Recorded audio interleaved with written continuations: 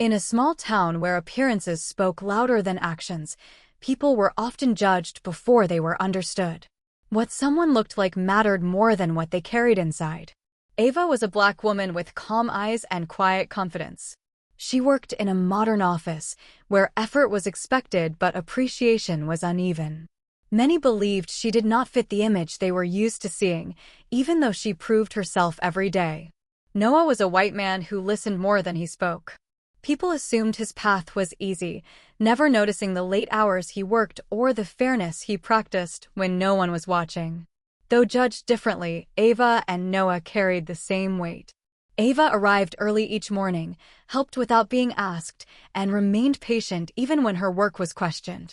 Noah stayed late, gave credit instead of taking it, and chose honesty over comfort. When mistakes happened, blame reached Ava first.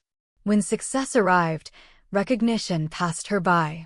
Noah noticed this pattern and chose not to stay silent. He spoke calmly, without anger, but with truth.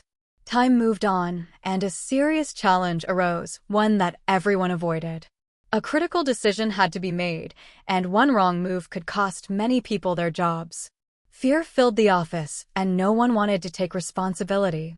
Ava stepped forward with steady courage. Noah stood beside her, offering support instead of stepping away. Together, they worked through the problem with clarity, patience, and care, solving what others were afraid to face. This time, people truly watched. They saw Ava's strength thoughtful, steady, and unbreakable. They saw Noah's integrity quiet, firm, and reliable. Slowly, the whispers changed. Not because their colors disappeared, but because their character became impossible to ignore. Ava earned respect. Noah earned understanding. They did not change who they were to be accepted. Instead, they changed how people felt through consistency and courage. In the end, everyone learned a simple truth: color may catch the eye, but character holds the soul.